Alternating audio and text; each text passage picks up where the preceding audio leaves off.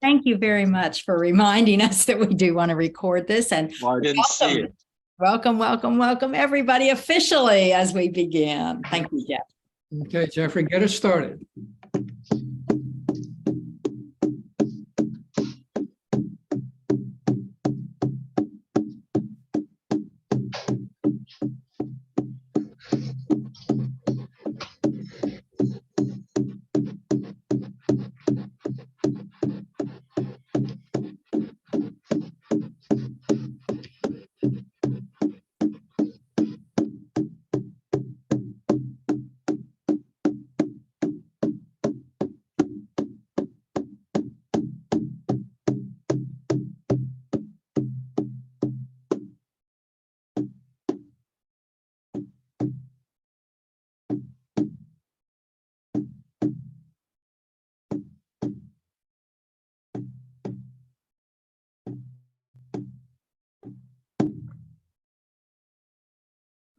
With your outer eyes closed so you can see clearly from within.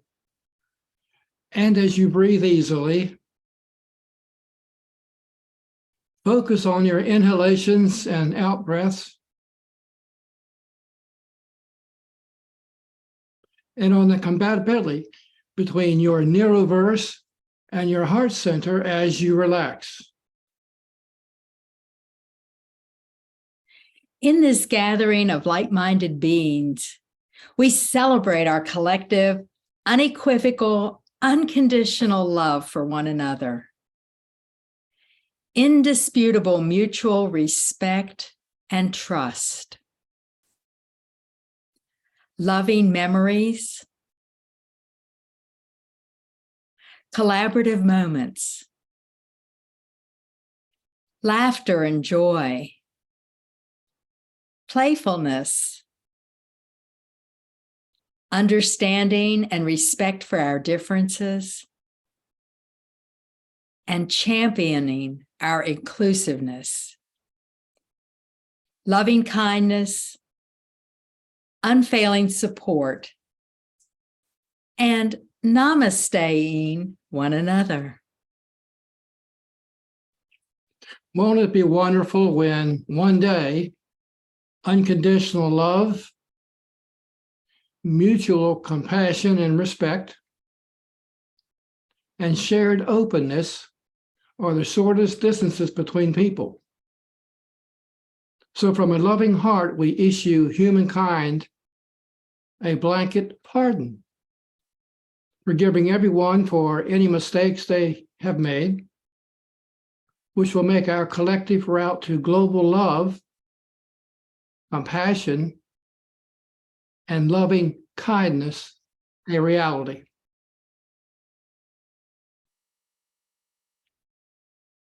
This blanket pardon is reflected in our topic for today, which we'll explore, Love Potion 316, which affirms that the omnipresent universal reality expresses itself as humankind, as us, and whoever comes into that transcendental awareness will have moved beyond the illusion of separation and duality that appears to divide us, and embrace the oneness that will bring peace on earth. And just know that for each of us individually, we can reinvent ourselves by repotting or recalibrating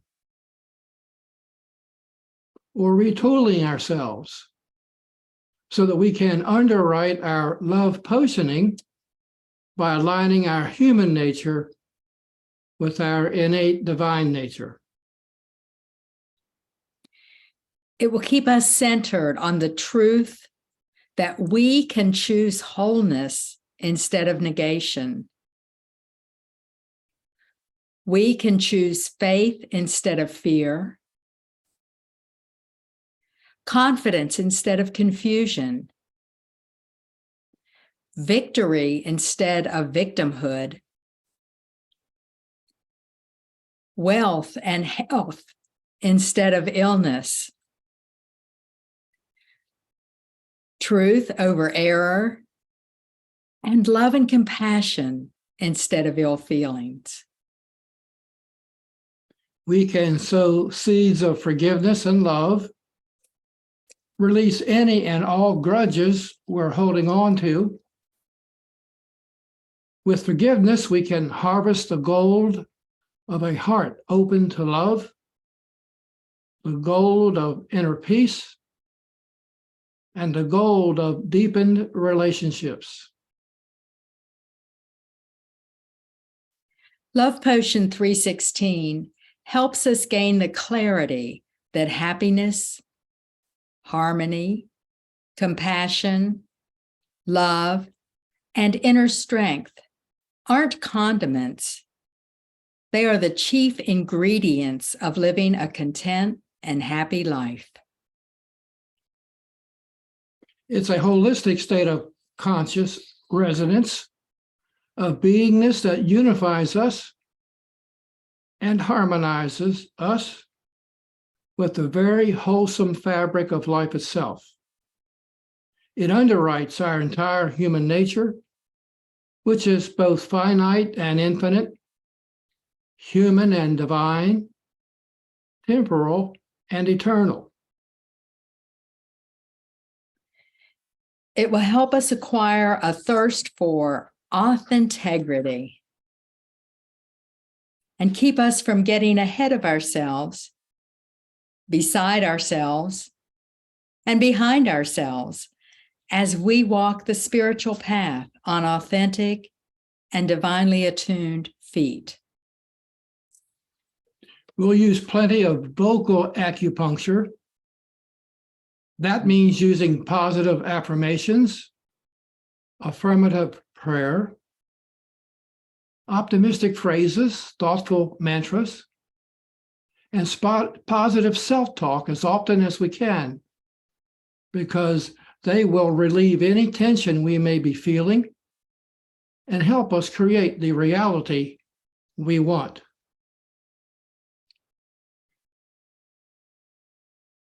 And as we bring this meditation time to a close, we remind you that as spiritual beings, each of us can increase our love potion and have plenty to share with others, because we are love, incarnated as us. Love underwrites our very beingness. All we have to do is express that higher beingness and offer the extraordinary us to those we love and to the world.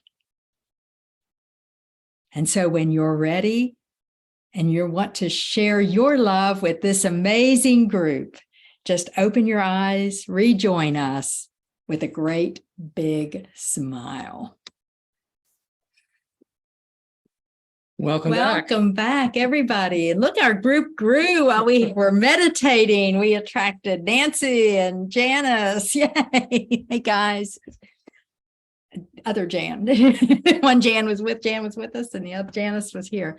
Okay, guys, welcome, everybody. Any thoughts from the meditation that came across your thinking? Jeff. And we put everybody on mute, so you'll need to come off mute to speak. One of the things that came to me as I was listening to the words was in my experience, is finding and learning the way that's best for me to be able to share my love and to offer it and to receive. I think it's easier to offer than it is to receive, as with a lot of things we do. But to receive someone's love at the level that they're offering it, because there's so many levels, as we all know. And I think part of it is finding the balance between the energetic realm that I live in and the literal, which is what we face every day. It's quite a challenge sometimes to be in that spot. But I think that when you find the way, I mean, you can listening to other people and other offerings is great, but sometimes you have to, something from one or the other, a little bit from this and that, and you'll eventually get a comfortable place for you. And I know when I finally got comfortable with all of it, it was easier to receive and offer. That's great. What a great awareness to the receiving, because we are all we're all good givers. And it's that being able to ask when we need it, as well as receive when it's offered, that's powerful. So great awareness. And we love it when you bring your shamanic blessings to the group, my friend. Yeah. Well, you're welcome. It is my pleasure. Yeah. It brings us to our heartbeat for sure. Yes. Okay. Thank you. Renee. And then Jean. You're on mute. You're on mute, Renee. Okay. There you go. Now we hear you. Okay. As we were talking about love, my mind went, I have been trying to come up with, I believe that love is the only answer for us as an individual and us as a collective. Take a look at what's going on, okay? And I'm not talking about what most people celebrate in February. I'm talking about, gee, what am I talking about? I'm talking about respect. I'm talking about compassion. If we can have those things, then we can love and we can look beyond that one thing they did today that has just irritated me. It's you can rise above even that if you truly love. And I'm still working on synonyms. Easy for you to say. Well, synonyms do spice up your life like cinnamon. Yes, and I'm to go along with what could apply to every being on this earth, whether it be us as humans or animals or trees or just nature and just everything. And I'm still working on it, but it came back to me, and I appreciate that. I do. Thank you. And after this session, I bet you'll have some more synonyms you can add. I bet I will. Yeah. That's really, we're going to focus on some of that. So that's great. Yay. Thank you. And Jean. Yes. So I just want to thank you because I really needed that meditation. So there's a Sufi story about faith and having a lot of faith, but when the last line of that Sufi story is, when the wolves cry, we forget. And I think that's been happening to me. My brother's had surgery and he's back in the hospital and he's having a really hard time. And as much as I try to stay centered, I find myself being fearful and worried and angry at the doctors and just the whole situation. And so I really needed that. And I really want to thank Jeff, because that heartbeat really helped me center, to get me started in being centered. So thank you. Thank you. And we're sending lots of love out to your brother, Rudy. We just see him healing and just the physicians that are involved, knowing what to do from divine understanding. And the biggest reason we had Jeffrey start out with that heartbeat is that all of us are heart centered, and that's a good place to begin. Yeah, for sure. And we forget. I really needed to get there. Thank you. And thanks for sharing that, Jean, because it's a reminder to all of us. We do. Things happen, and it's easy to forget and to lose sight of. This is when we most need to call on our practices, when we go through those times. So thank you for sharing. And we're sending him health and well-being as we speak. Yeah, for sure. Definitely. All righty. Thank you. Julia Ann. And then Allie and Rick.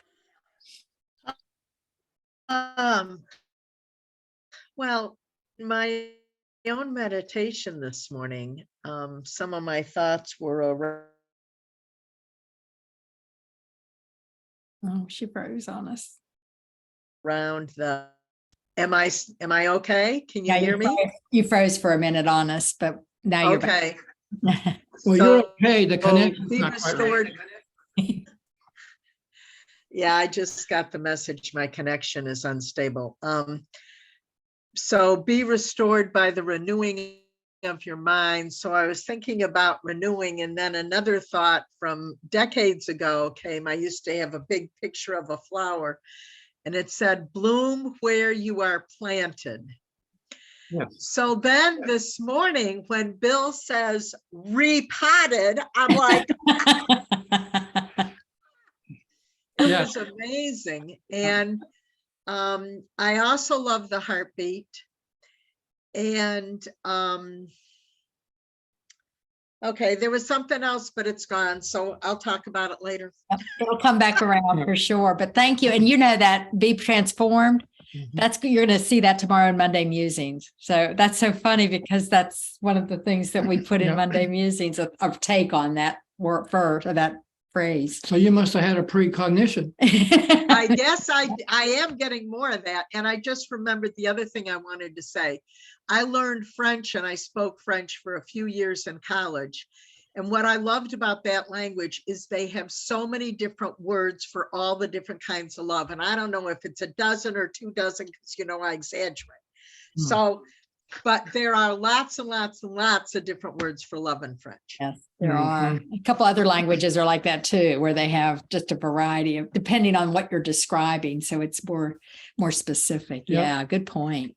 And I learned French too, the names of all the wines. Whoa! Will you stop whining, please? Stop whining. Fromage with the wine. Okay.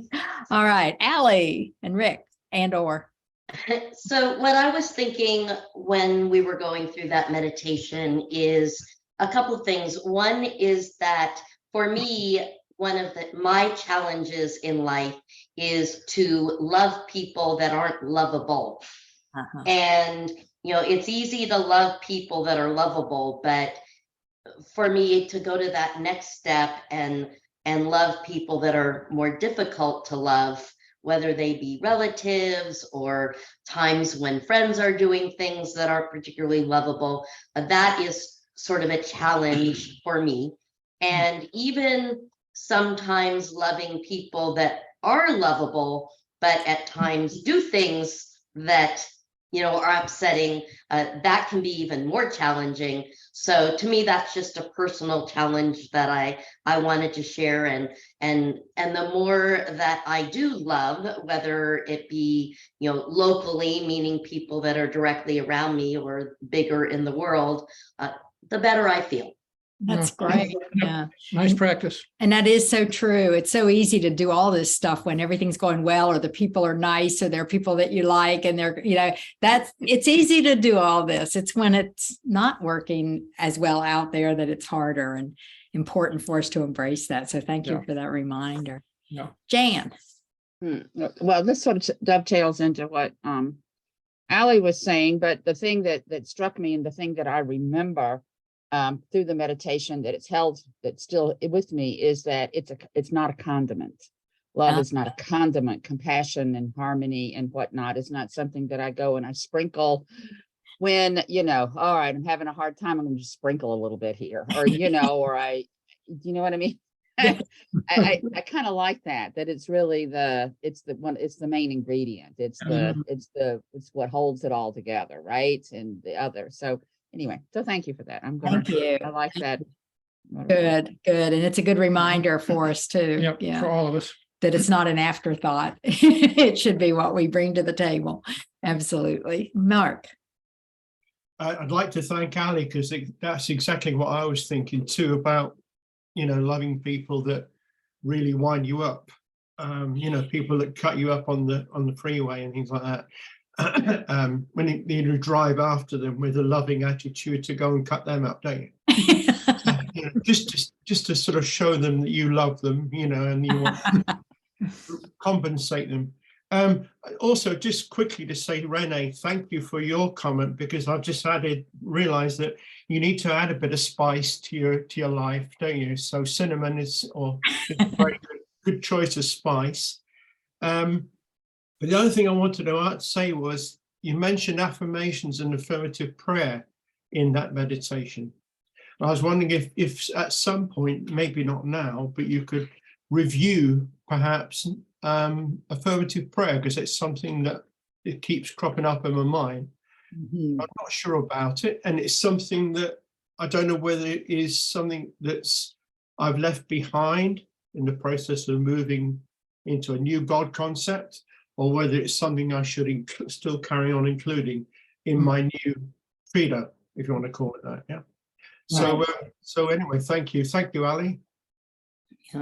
And we definitely, we'll talk a little bit about that today, as a matter of fact, because it's part of the kit we're going to create of things that you can use. So we'll address it, but that is certainly something it never hurts to revisit and dive into a little deeper, because especially when things aren't going well, we tend to kind of slide back over into that old kind of praying, please God, make this work kind of prayer, which is not what we're talking about. Yeah. And so looking at what is affirmative prayer and how we use it. Yeah, what Cher's talking about is the old concept of prayer. The conventional prayer needs an adjective.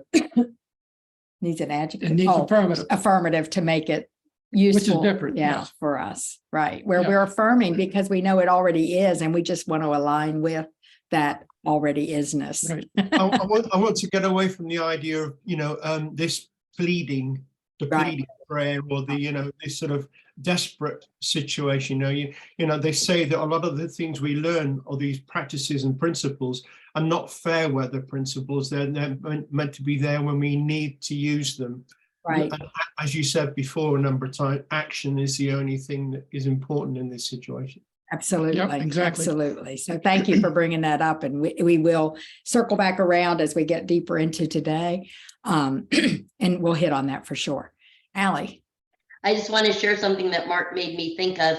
I was in a Starbucks drive-through line, and it was coming from two directions. And so the cars were, melding in, and it was my turn. So I went, and this young woman apparently thought that she was supposed to go next. And so she was behind me in the Starbucks line, banging on her horn, giving me the finger, all that sort of thing. And she was clearly beyond angry. And we were in this long Starbucks line, so she was doing it throughout. And I get to the counter and, to pay. And I said, I'd like to pay for the woman behind me. Oh. And I never knew what happened, of course, because I went on my way and then she went, but I was just hoping that I somehow shifted her day. Wow. Way to go. That was a great example of what we can do and how valuable it is. And the other good piece of that is you didn't stick around to see what the result would be. Yeah. I mean, you just went on your way. And sometimes those invisible acts of kindness and love can do so much, be so powerful. And you not only shifted her day, but those around you guys too. Yeah, for sure. I'm sure because everybody saw what was going on. You didn't have to let her tires down though, Ali. I mean, it's, you should have let her tires be fully inflated. Her what? Her tires. Her tires be inflated. Okay. All right. So cool stuff, everybody. And what a great way to get into what we're going to talk about today, because I'm about to share our screen again. We would like to introduce what we're going to discuss, which is, are you ready? I just wanted to show off that little transition. I thought it was so cool. Love potion number 9. How many of you, this is what inspired our talk for today. We're not our discussion for today. It's Love Potion 316, but it came about from that wonderful song, Love Potion number 9. Almost 70 years ago. Yeah. How many people are familiar with that song? At this group, we ought to have people who are familiar. It was actually, Shall we sing it right now? We're actually going to play it right now. We are going to. You're ahead of us here. So it was written in 1959 by Jerry Lieber and Mike Stoller. It was first sung by a group called the Clovers, but our favorite version is by the Seekers, or by the Searchers. Well, Seekers, Searchers, the same thing. And we thought, since it inspired what we're doing today, we thought you'd like to hear it, and feel free to sing along. But if you sing along, put your mute on, because when people start singing on Zoom as a group, we have learned it just doesn't work well. It's chaos. But you can certainly rock on with it, because it's a cool song to sing with. Is everybody ready? And let me know if you can't hear it, but I'm pretty sure we tested it. You should be able to hear it. I took my troubles down to Madame Rue. You know that gypsy with the gold cap too.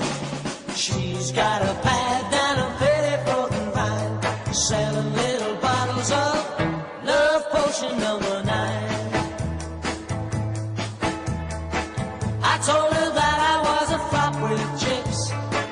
I've been this way since 1956. She looked at my palm and she made a magic sign. She said, what you need is love potion number 9. She bent down and turned around and gave me a wink. She said, I'm gonna make it up right here in the sink. It smelled like turpentine and looked like Indian ink. I held my nose, I closed my eyes, I took a drink. I didn't know if it was day or night. I started kissing everything inside. But when I kissed the cow down on 34th Ride, he broke my little bottle of love potion number 9.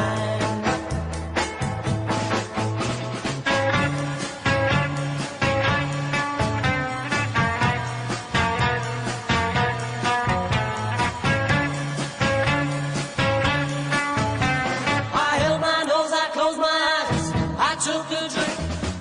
I didn't know if it was day or night. I started kissing everything inside. But when I kissed that cup down a Petty Broken Vine, he broke my little bottle of love potion number 9. Love potion number 9. Love potion number 9. Love potion number 9.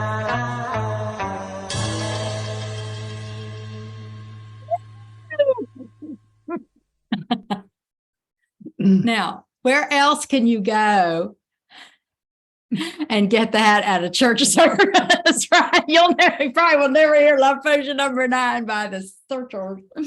But we, of course, are changing it from Love Potion number 9 to Love Potion 316.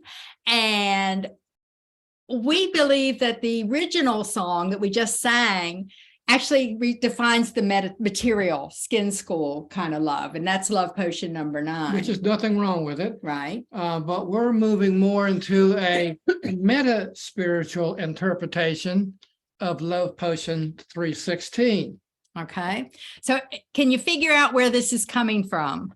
Anybody got an idea where Love Potion 316 comes from? Is it John 3:16? Yes. Yes, I know. Isn't it weird? We're going to go back to that wonderful John 3:16 verse that you see held up at football stadiums. You know, whenever they scan, you'll see people holding up the sign, and it shows up all these places.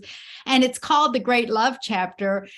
And we have a lot of issues with it because it's so, the traditional, it's very dogmatic. And so we wanted to flip it on its ear and turn it into a meta-spiritual version of Love Potion, because it is meant to be a love verse. Right. What a surprise, right? So are you guys ready to rock with it? We're going to share our version, what we came up with, and then come off the screen and talk about that a bit. And then we're going to talk about the how to do it. But for those who may not be familiar with the traditional, because I know not everybody is versed in the scripture, and we don't use a lot of scripture here. So, for God so loved the world that he gave his only begotten son, that whosoever believeth in him should not perish, but have eternal life. That's the basic verse. Because we could just sit here and really talk about that and what things that we have a problem with around it and how it's very separationist. But instead, what we're going to do is share our version, because it raises so many questions written that way. We want to turn it into Love Potion. So we're going to walk through the whole verse and show you how we've redone it. And then we'll come off screen and talk about it and see what you think. And this is one way you could do it. We're not saying this is the way. Right. This is one way. We invite you to come up with your own interpretations as you go. So we broke it down. So we started with the omnipresent universal reality, which is God, the traditional God, expresses itself as humankind, so love the world.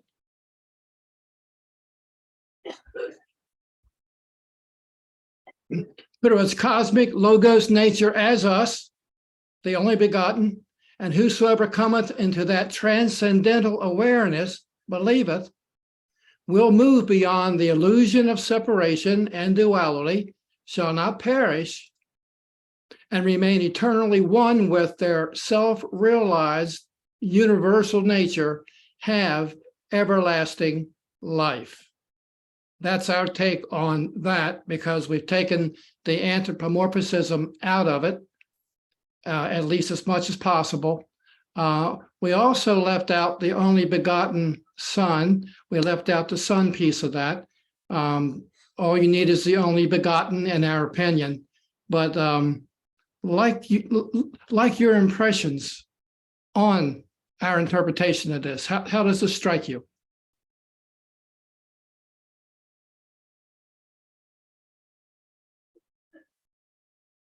It takes away the exclusiveness of Christianity, and it replaces it with the inclusiveness of a universal belief system. Thank you, Mark. It most definitely does that. And it takes in the inclusiveness for people who are consider themselves to be more spiritual than religious. And that's the grounding of why we interpret it this way, because we wanted it to apply to everyone, all beings, all spiritual beings, and particularly human beings, obviously. But yeah, thank you for that insight, because that's exactly where we're headed with this. Anyone else?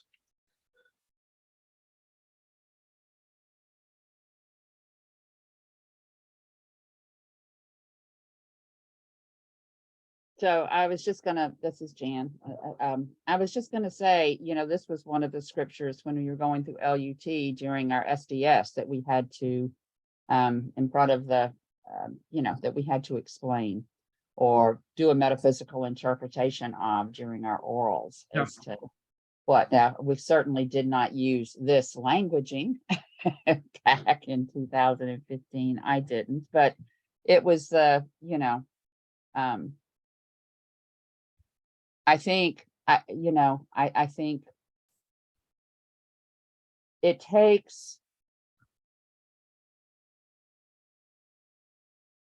a lot. What I like about this one is that whosoever comes into that awareness will move beyond the illusion of separation and duality. That to me is the essence of this particular of this scripture. It's kind of hard just reading it to feel it. I guess that's what I'm going to say. Yeah, Kind of hard to feel it. It's it seems it's a lot of words. It's a lot of head, but what I can feel into on this one is moving beyond that illusion of separation, awareness of the non-duality of things. So yeah, so thank you for that. and thank you for bringing that up, because you're exactly on point with that. That's exactly our intention for that, and we hope that humankind will eventually move into that awareness as well, because that will unite us not just with each other, but every other living thing on the planet. And even beyond our planet, because there is a beyond. There are intelligent beings out there as well. So yeah, thank you for that. I appreciate that, Jan. Allie and Rick. So it reminds me of that video that we saw at the retreat, which was, for those of you that weren't there, people from all different religions sitting in a room and the speaker sharing about, hey, if you're all right in your dogma, then, you know, there's hundreds, if not thousands of religions on earth. And, you know, isn't it crazy to think you're the only one that's right?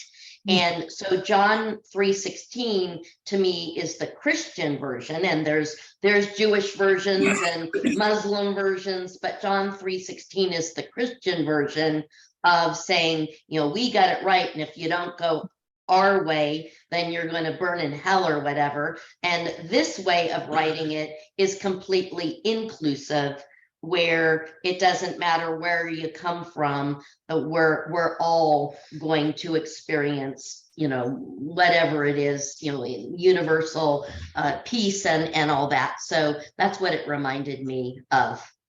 Yeah, That's good. and thank you for that too, because that's exactly where we were headed with this. And as you know, terminology is very important. And we use omnipresent because that means everywhere present, of course, universal, same thing. Reality, interesting, is a lot of folks have a different interpretation of reality, what's real, what's not, that kind of thing. But as you look at the intent of universality associated with reality, other words you could use, of course, we've used ultimate reality before, we've used the absolute before, and they're all good. At least Sharon and I invite everyone to consider just what you just said, Allie, because it does apply to not only all of humankind, but to all of creation itself. Did you talk about the OUR? Oh, no, not Yeah. yet. Go ahead. Because the omnipresent universal reality, what we like about that is when you look at the first letter of each word, it's OUR, which is our, which is inclusive, everybody. Isn't that cool? Yeah. Yeah. Did you do that on purpose? Yeah, because we had, actually, we were playing with it because we had, instead of universal, we had the word ultimate in there, which would have done the same thing. But the more we talked about it, we thought, no, let's use universal. We looked up some of our writings, folks, from about 5 years ago, and this phrase, omnipresent universal reality, was in some of the things that we said. Yeah. And then we had changed it to omnipresent ultimate reality, and now we're back to omnipresent universal. So there must be something to that. It's funny when you go back and read things and think, wow, we said this back then. We didn't even realize it. So it's kind of fun. Yeah. Okay, so how are we going to fit this into the tune of Love Potion number 9? So if you can just put that on hold until the end, we Okay. will show you. Oh, you did it? Did you really? Okay. We have new words for the song that we're going to end with. Okay. But it's not these words. No. Okay. Okay. No, but it's kind of a summary of what it means. Okay. You'll see. You have to wait till the end. You have to stay. I got it. You know how they always do on those sales things. Stay till the end. Stay till the end. So if you stay till the end today, you get to hear. And hopefully I'll have my voice back. I practiced too much this morning. Okay.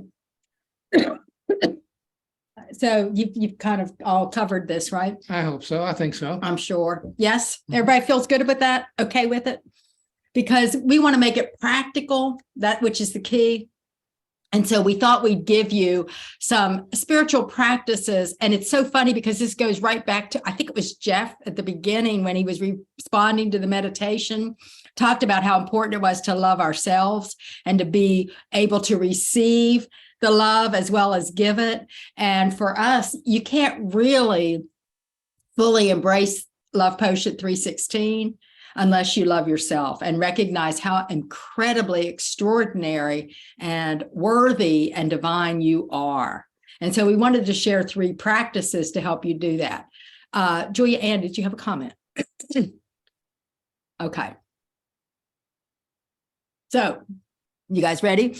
We're going to pop up there. We've got 3 things. We're going to pop it up and just kind of introduce it, and then we'll come off the screen so we can talk about them. But the first one is to set personal boundaries. One of the key things, and a lot of what you've already said comes back to this is the way to handle those things that you have difficulty with. And you can't, if you love yourself, you will set those boundaries that protect you, that allow you to truly live from the truth of who you are and not be taken advantage of. So let's talk about personal boundaries. What does that mean to you guys? And what are some ways that you do it? Who would like to share on that? Mark. Years ago, I used to be open to what I call living my life by committee. And basically, whenever I had anything going on, I used to consult with everybody and their dog. Of course, the dog. And just to get different sort of perspective and viewpoints. And I'm going to say something, you have to forgive me, this is a little bit on the rude side, but I was watching an Australian comedian who used to describe that opinions are like arseholes, everybody's got one. And I think it's, as I say, forgive the rudeness of that, but actually it hit home for me that in those days, everybody has an opinion about what you're going through. But the truth of the matter is none of them are any help to you truthfully, because it's all your stuff. You understand, from where you are and what's going on. So personal boundaries in those days, I didn't have any. And also it's to do with belief systems, I think, as well, because if your belief systems are everything you've been told so far, it's very difficult to actually go along with them, because we all get to the point where we have to question unquestioned answers, don't we? 13th power. So for me, personal boundaries became stop people pleasing, trust in your own abilities, trust in your own intuition. And if you've got problems, go inwardly to your own higher self, not to other people, because other people will give you 15 million opinions. Mm-hmm. Good point. And you can definitely ask people for ideas and information and that kind of thing. But bottom line, as Mark was saying, you want to bring it back within yourself. And you have to know what you believe in order to do that. That's why it's so important to know your beliefs and continue to upgrade them as you grow. Yes. Rick, Allie? A boundary that I've had to set is when people are attacking me to take personal power and stop what's going on. And the best example, and I know Rick's going to comment on this, but my sister. So when I get on the phone with my sister, on occasion, it's an okay conversation. But actually what this man right here has taught me is that when she starts attacking me, to basically give her an opportunity to turn around how she's acting. And if she doesn't turn it around, thank you very much, have a good day, click. And that has been a personal boundary, not just with my sister, even with clients, where they're acting a certain way. It's like, okay, we're done for now. And when you can approach this differently, then we'll have the conversation. Yeah, very good. Yeah. And good awareness that we carry this with us. These personal boundaries, we take them in all areas of our life, because what is our goal? Make our life our spiritual practice, right? And so that means we're not just choosing to go off here and do it. We're using them as we work. And so doing it with clients, just as important. Yeah, good example. Thank you. Julia Ann. No. Oh, Rick. Let me get Rick and then I'll do Julia Ann. Okay, just a quick statement to what Janice was talking about with the your MetaSpiritual interpretation. And for such a long time, when things are rough, I would take that spiritual interpretation. I would take the original 316, and you feel like you have an anthropomorphic father protecting you there. When you take that MetaSpiritual, it, like Janice, it's a little bit wordy, and you feel separate, but in reality, you are that, and it's almost trying to come within and make yourself believe that you are part of that universal reality, that you are that strength, instead of having some Jesus or God figure hovering and protecting you. So interesting what she brought up with that, in a way. Shift, good shift, a mental shift. One of the things that It's hard to shift. it is hard to shift. And a lot of people have that issue when they're working on their perception of God and changing from, even though I don't think anybody really believed in a man in a beard in a sky, we still have a very anthropomorphic or humanistic view of that figure and what ability he has. And one of the shifts that makes it so hard is, okay, I let go of the God, but now I don't have anything. What do I do when I need peace, when I need help, and that kind of thing? And that's understanding that field of infinite potential that we live in. And we're surrounded by, I call them field guides, that they're always there, can walk with you, can give you ideas, can open your mind, but we have to ask for it. And it's not, because we never really believed that the God out there caused things. At least we didn't believe that. We've never really believed that. But the help is what we went for. Well, you've got it. It's always there. It's always fully present in this field of infinite potential. And as we become aware of the essence and energy that's available, that to me is more of a sense of peace than anything that I believe in the past. But it does take a while to make that shift in awareness. Yeah. So thank you for sharing that. I think you've voiced what a lot of people experience. I saw a lot of head nods, and I know from talking with people have experienced that.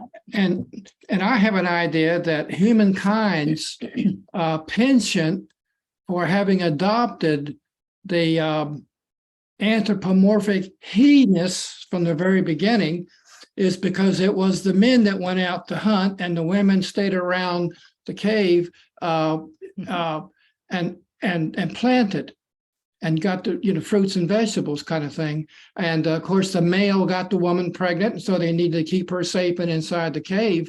But it was a he-man, masculine dominated universe for them, which we perpetuated down through the centuries. So taking the anthropomorphic he-ness out of it to include both women and men equal is what Sarah and I have been doing for years, because we think that's the truth and we think that's the answer.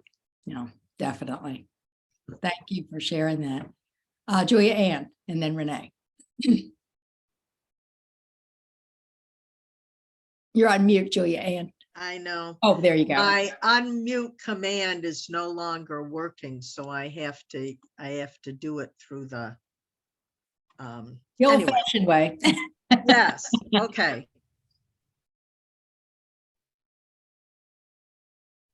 We'll give them really my 30 years of sobriety, because if I hadn't learned to set personal boundaries, I would have never stayed sober.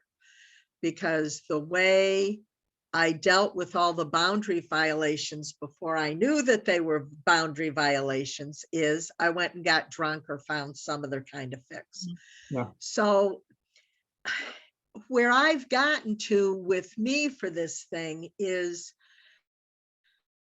when I dig through all the people pleasing and I finally get down to the bottom of it, what I'm finding for me is that setting personal boundaries is all about respect.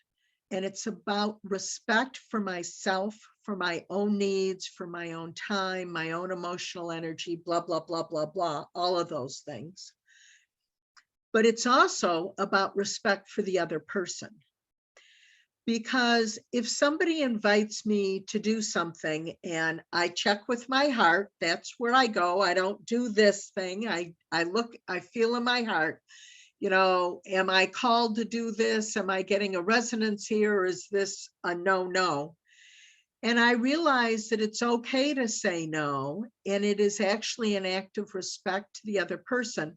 Because if my heart isn't calling me to do it, then I am being insincere to that other person or leading them on if I tell them yes when it's really a no.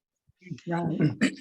And the other thing about respect for the other people is that then it says that I'm not powerful enough to solve their problem or change their life or whatever it is that I think that my people pleasing is going to do for them. The reality is I'm not that powerful. And respecting them is honoring that I'm not that powerful and giving them the freedom and space in their own lives to go ahead and sort it out for themselves. You know, it's a vote of confidence for them in a way. Right. That makes sense. And it's an authenticity as well. Oh, yes. For yourself and for them.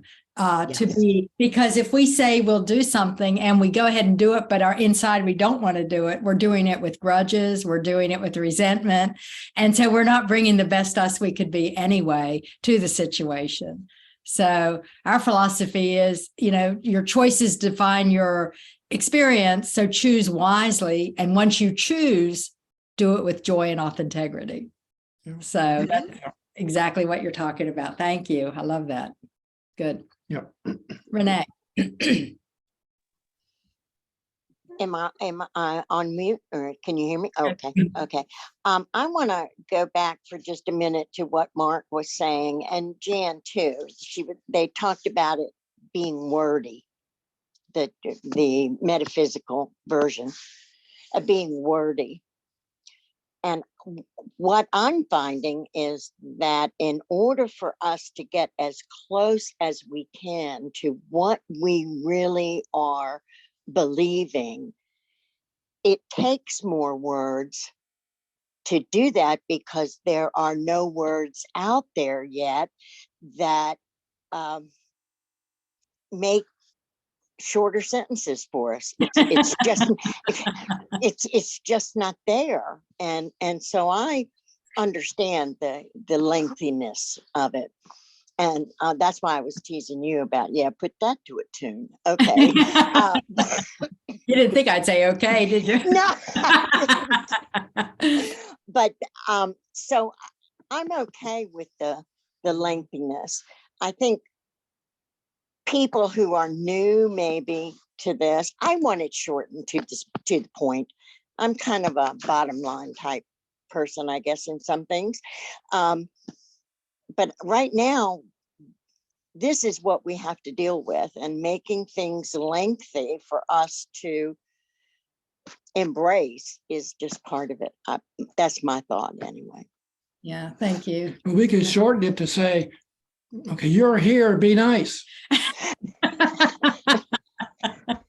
Namaste, really, actually, that whole thing says namaste. Yes, it does. I behold the divine in you, the divine in me beholds the divine in you. That's right. And I go around saying namaste to people and I get, huh? I know a lot of people don't understand. They don't know that word, no. And sometimes we are off-putting by some of our jargon, but you know, every belief system has its own jargon or phraseology that they use. So we're creating, and that's why Bill makes up words all the time, because there just aren't words that capture what we want to say. Right. And we've seen that among a lot of people when you're trying to express what you're feeling. It's like, there's no word to put to it. So we have been there several times and we'll probably be there several more times. We will. Yes. We all will. Yes. Thank you. Thanks for sharing that. Sally. I was thinking when everyone was talking about the words, it's not the words, it's the feeling that the words give. So I wouldn't worry about all the words, me personally, looking through it and reading it, and then back off. And how do I feel? Is it giving me the feeling that you wanted me to have? Those words. So yes, I guess I'm just approaching it just a different way, but I thought it was good. And the key is what words will give you that feeling. and write those words for yourself, because one of our goals is to get you coming up with your own interpretation. What is it saying to you in your words, so that we don't get stuck with what some person how many years ago said it ought to be. We get to write our own. And I know Bill wrote the MetaSpiritual interpretation of Matthew, Mark, Luke, and John in Revelation. And his dream is that there will be as many versions of people writing MetaSpiritual interpretations as there are traditional interpretations of the Bible. Yeah. Wouldn't it be great if everybody would just begin to create their own? What do you feel when you think about your beliefs, which is what our credoing is all about? What do I really believe? That's the key. So thank you, Sally. That's perfect. And so the one thing we want to emphasize around setting personal boundaries is to communicate those boundaries clearly with the people that are involved, because it's not fair to blame people for violating your boundaries if they're not aware of them. You know what I mean? And so when we set a boundary, we need to communicate it like Monday is a day that we set aside for our day off. All right. So we've set some boundaries around Mondays, and we've communicated that to people that would be affected by that, to let them know that that's a day you may not hear from us as quickly, and you may not be able to schedule things on a Monday because that's the day that we take off. We communicated that with everybody in our mentoring groups. And so it's important we can't get irritated with somebody violating that if we never told them that that was in fact the case. So any of those kind of pieces of information for yourself, let people know. And you can communicate that in a nice way. It's not a mean way, but it's just letting people know. And then stick to it. That's the hardest part. If you set boundaries with people, like Allie was talking about her sister and the phone call, once you set that boundary, then, when it's time to end the call, you don't think to yourself, well, maybe I can put up with this for a little bit longer. I don't really need. Well, then you've just violated your own boundary and set yourself up. You've said it's okay to violate it. Mm-hmm. So, and of course, also on the boundaries, okay to set them, but also leave room for expanding them, flexibility, and for reinforcing them. Mm-hmm. Either way, they both apply. There's always flexibility in everything too, so that's important. Mark, and then we'll move on to the second one. I always remember a story that Marianne Williamson was saying, and in the story she said that she reminded everybody that when it came to dealing with family and people close to us, when we're trying to, as you say, set boundaries or trying to achieve different things, she said something to the effect of, lovers and mothers know us really well. And I thought about that, and I thought, well, yeah, what she's trying to say is that you can try and put things into practice with your partner or your family or people in the close family. But sometimes it is difficult, as Ali said, to actually put in place things where people don't appreciate your philosophy, and they're stuck in their own ways, aren't they? Sometimes, they get stuck in their own ways because they think that that's the right approach to it. And then, of course, when you try and put in place something that's different, that creates a problem for them. So, lovers and mothers know as well, don't they? They do. And it is harder with people we know well. It is, because the expectations have been built over a long period of time. And then we're changing that. And so we have to allow them the opportunity to get used to it. Marian? That's really kind of what I was going to say is it's difficult to change boundaries on somebody you've known all your life. And it was really difficult for me to change it for my mother. It was like I'd get off the phone with her and I'd be screaming. And, and my husband would like, okay, calm down. And I learned, that she really took boundaries as an offensive, move. And it just took a long time to gradually work into my boundaries with her. Yeah. And it does. And sometimes sometimes it's the boundaries we set within ourselves. Like I know with my mom, who does not agree at all with our spiritual philosophy, she's very fundamental, but I love my mom and I want to have that good relationship. So a boundary we've set is we just don't even talk about the spiritual stuff, which takes a big block of what I could usually share and talk about and get excited about. It takes it away from the conversation. But I mean, she's 95 years old. She's not going to change that probably. My hunch is she's not going to change her perspective.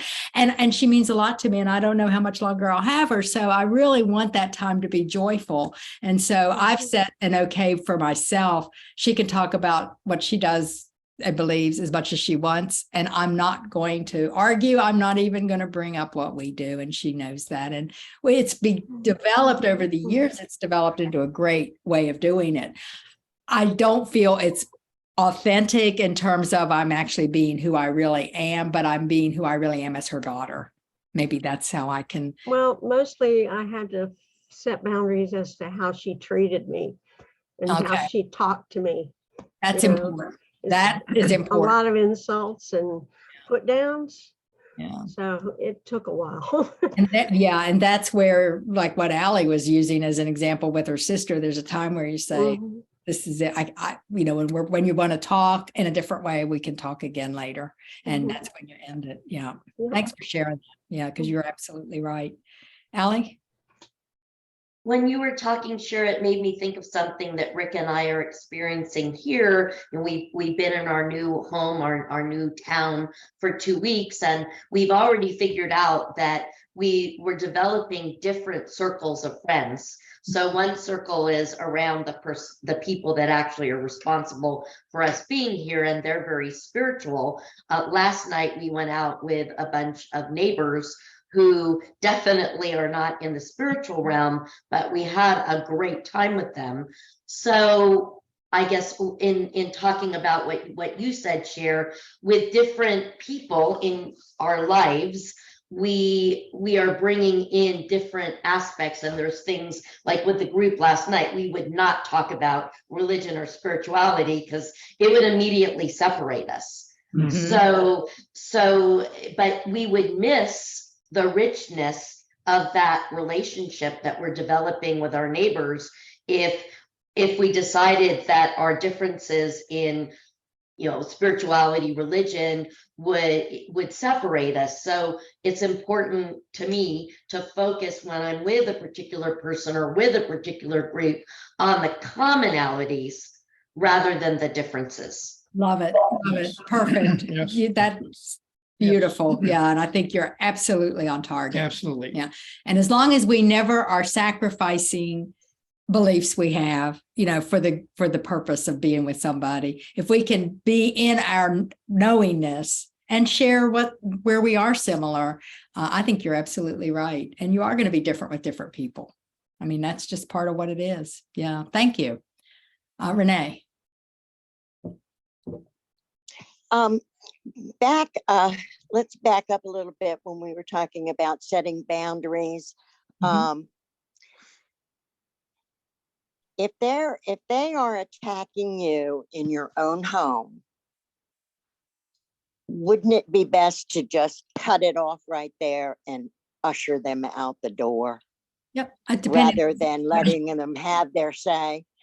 Because I did that with David, and I regret that I let him finish, because by the time I was escorting him out the door, which is what I did on Mother's Day, by the way, I was furious. And I'm the one that allowed myself to sit there and listen to it and get myself beyond control. Luckily, he didn't know that. But I don't know how not to allow your children to say what's on their mind when apparently they've not learned tact, or they've not learned diplomacy, or that kind of thing. Well, it takes. I don't. It takes putting your foot down, not your foot in your mouth. Well, that's what I did. That's what I did. And to the anger, then I dealt with that after I shut the door. I mean, That's where you come back into but that I just- place, yeah, of quiet and peace and allow yourself to come back. And that's where you don't let it fester, but choose instead meditation and some self-talk and some breathing and forgiveness and release. And some tact and diplomacy. I did all of that, and I texted him later. This was much later in the day. Okay. I texted him and I said, I do appreciate your honesty earlier today, but I have to tell you, your delivery needs some work. And and that's all I said. That's all I said. And But that's setting your boundary. I was giving him permission to say what he wants, but not necessarily the way he's saying it. In which Right. you They said, need a little. and we all Exactly. have a right to tell somebody that what they're sharing isn't appropriate and that you are not ready to hear that. You do not want to hear it that way. And end the conversation. Nobody deserves to be talked to that way. Even people like I teach customer service. That's one of the things we both do that. And even people who are customer advocates for companies. I mean, there's a limit.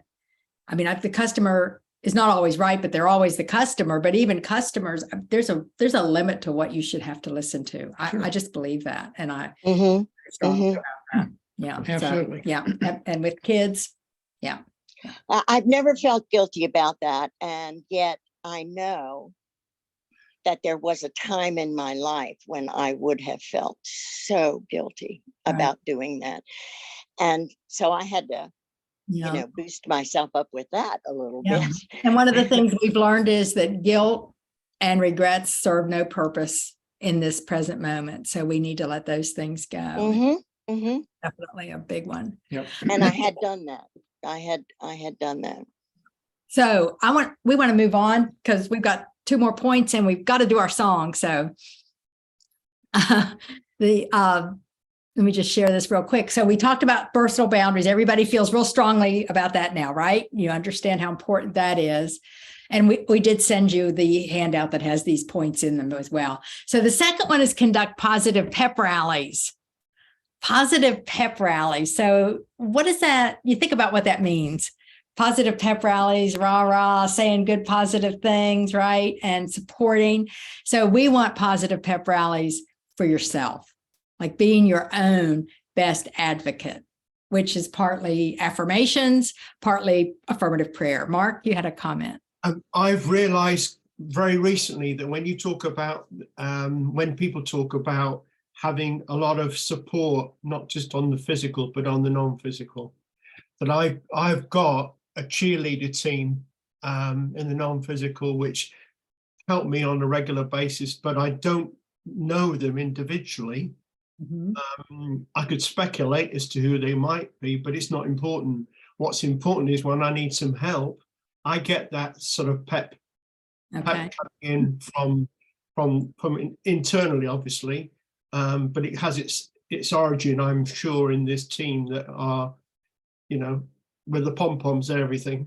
Yeah, you can almost see it, can't you? Visually, and you're like, we've got people supporting us, and we've got spiritual help, we've got field guides, and we've also got people that are angels in physical form sometimes, I think. And we've got our own beliefs. And we've got ourselves. Yeah, we've got ourselves and our own affirmations that we could claim to help with when we need it. So thank you. Yeah, good point. Yep. Julianne and then Marion.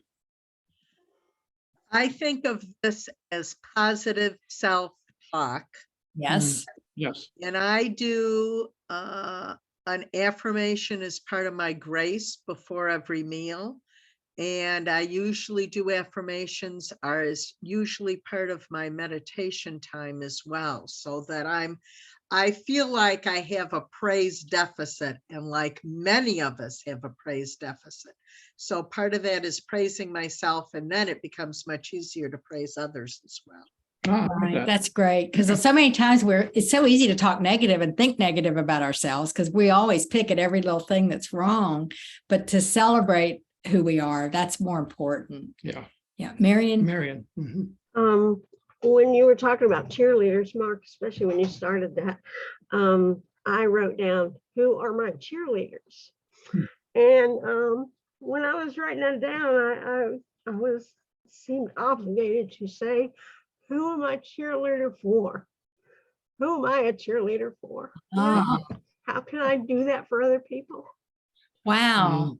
That's really powerful, Marion, too, because what we want more of, if we look for ways to share that, then we bring that into our lives as well. Yes. So that's a really good awareness, is to start thinking about, who am I a cheerleader for? Can I say, Marion, that whenever you say anything within this group, you're often a cheerleader for me. Thank you.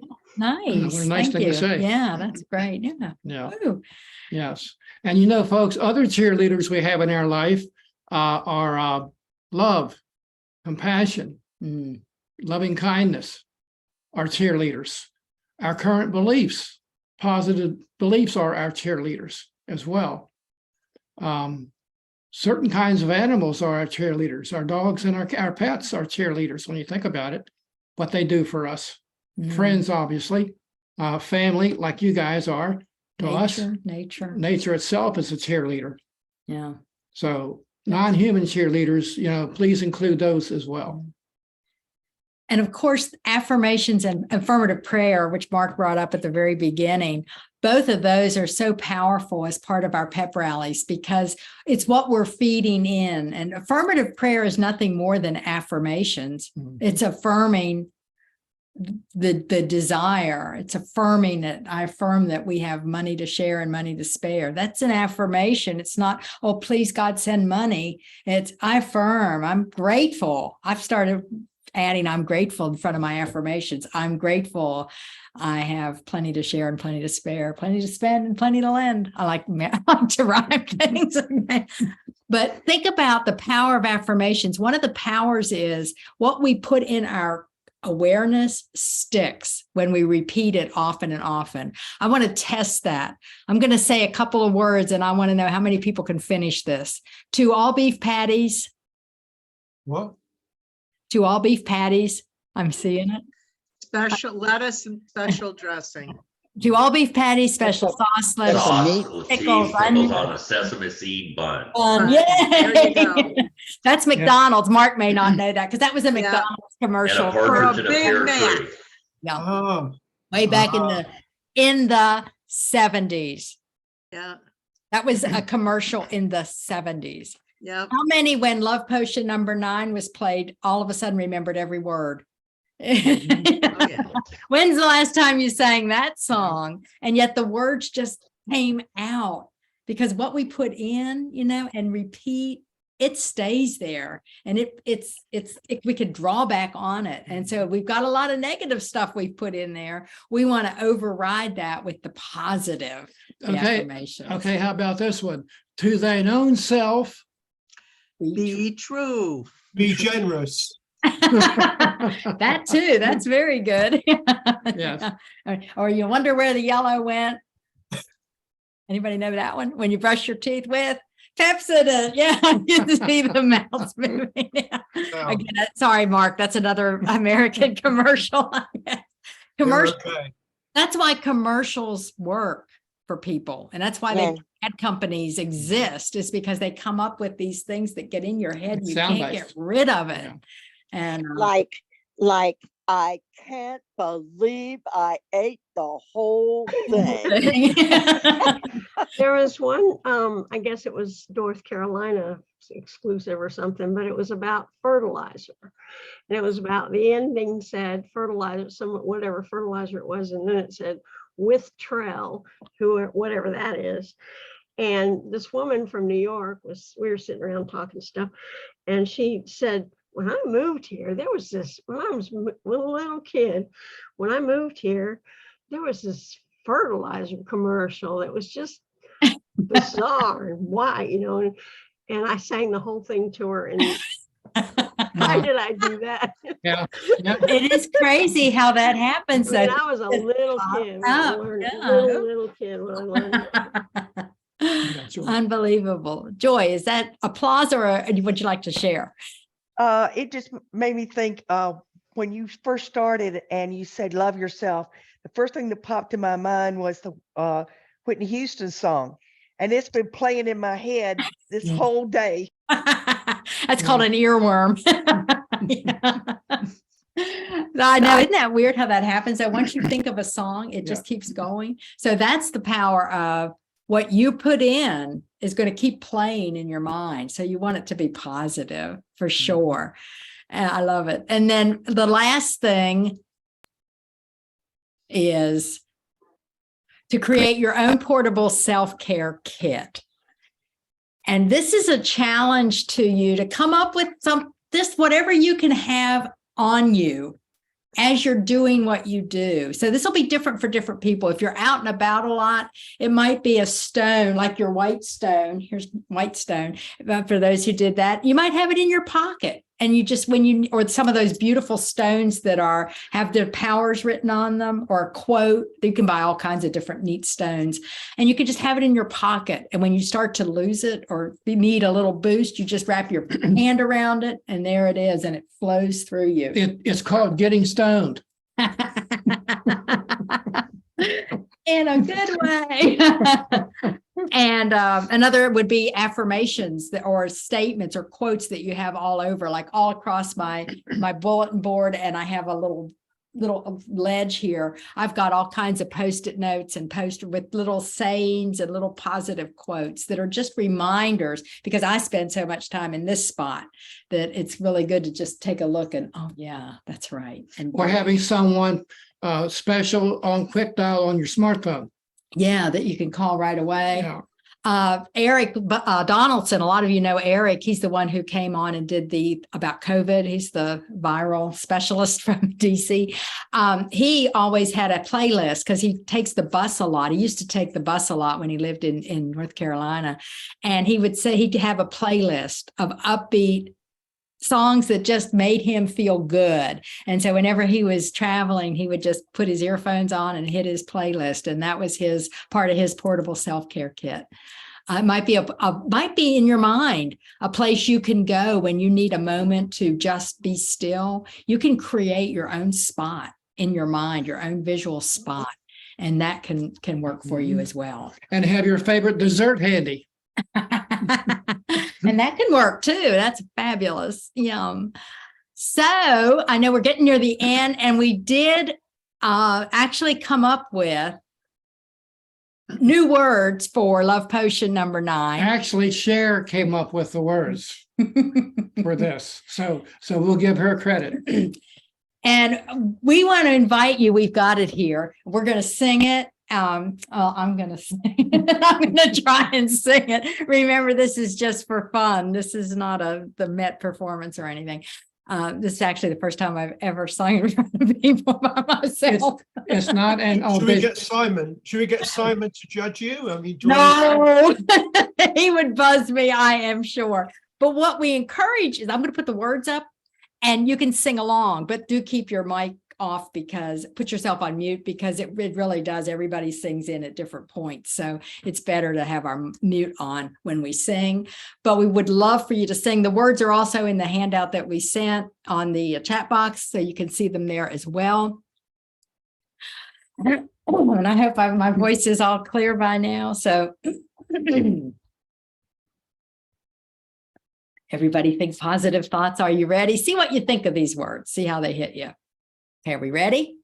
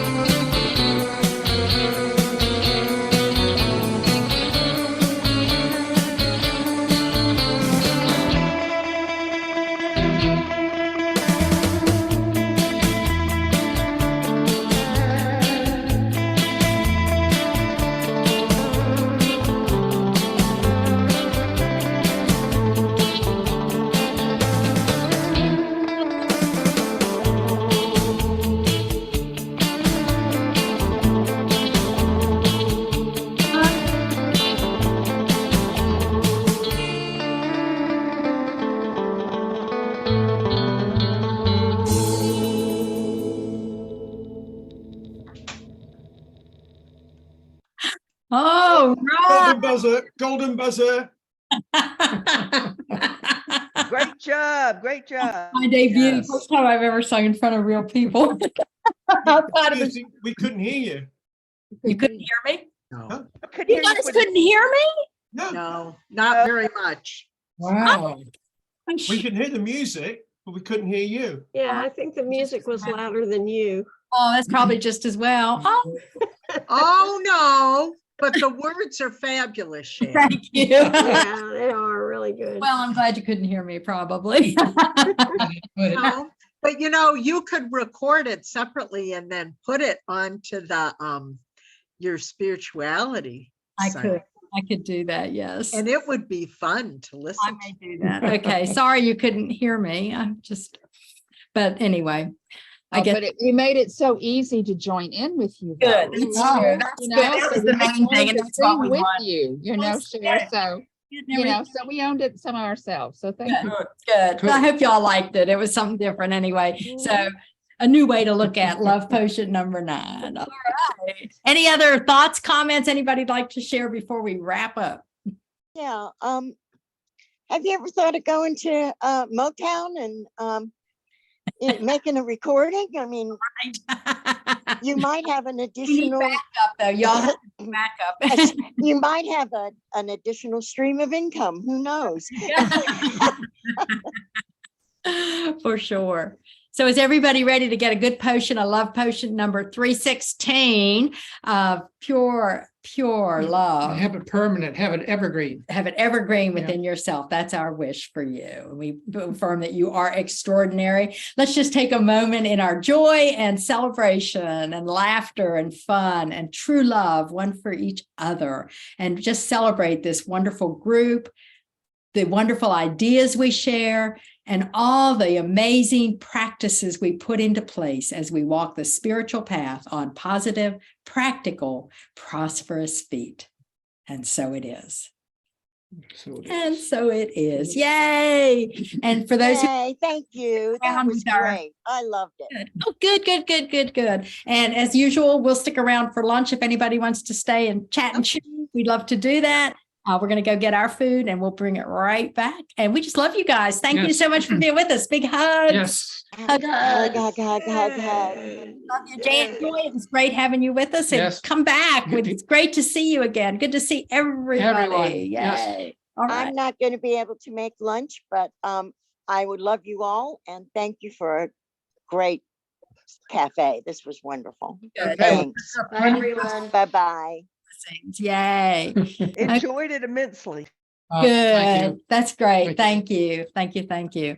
So we're going to go grab our food. We'll be back in about 4 minutes. That's how long it takes to heat it. And we will see you guys soon.